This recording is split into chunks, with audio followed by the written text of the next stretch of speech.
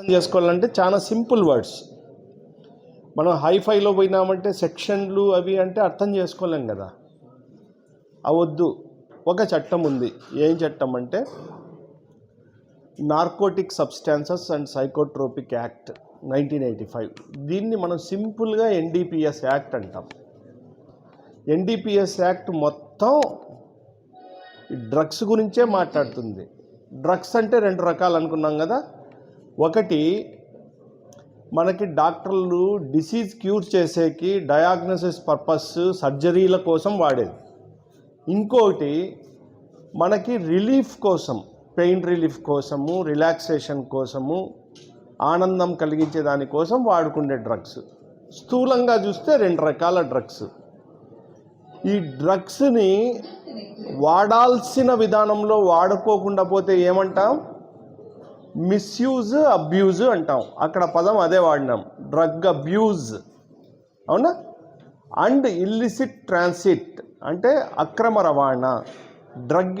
Drug abuse అంటే వాడాల్సిన విధానంలో కాకోకుండా తప్పుడు విధానంలో వాడితే abuse. Misuse is abuse. Misuse అంటే తప్పుగా వాడడం, అబ్యూజ్ అంటే తప్పుడు విధానంలో వాడడం. వీటిని స్థూలంగా పెట్టుకున్న తర్వాత ఎన్డీపీఎస్ యాక్ట్ ఏం చెప్తుంది అంటే, ఈ డ్రగ్స్ ఏవైతే మత్తుని కలిగించే డ్రగ్స్ ఉన్నాయో, ఏవైతే తప్పుడు విధానంలో వాడే డ్రగ్స్ ఉన్నాయో, వీటిని ప్రొడక్షన్ అంటే తయారు చేయడం, మ్యానుఫ్యాక్చర్ చేయడం అంటే వ్యాపారం చేయడం, కల్టివేషన్ అంటే వ్యవసాయం చేయడం. వ్యవసాయంతో ఏమేం చేస్తాం? ఓపియం చేస్తాం, అవునా? గాంజా చేస్తాం, కెనాబిస్ చేస్తాం.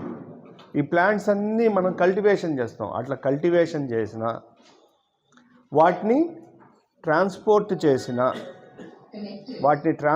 చేసిన వాటిని మనం కలిగి ఉండడం, మనతో పాటు కలిగి ఉన్న, మన పొజిషన్లో ఉన్న, మన ఆధీనంలో పెట్టుకున్న వాటిని నిలువ చేసిన, ఇవన్నీ నేరాలే.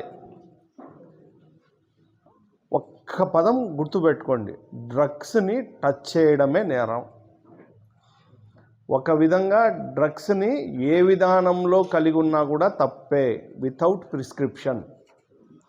అందుకే మనకి మెడికల్ స్టోర్కి పోతే గనక నిద్రమాత్రలు ఏంటి అంటే ప్రిస్క్రిప్షన్ చూపి అంటారు. అవునా? ప్రిస్క్రిప్షన్ దొరక్కపోతే ఏం చేస్తున్నాం? వైట్నర్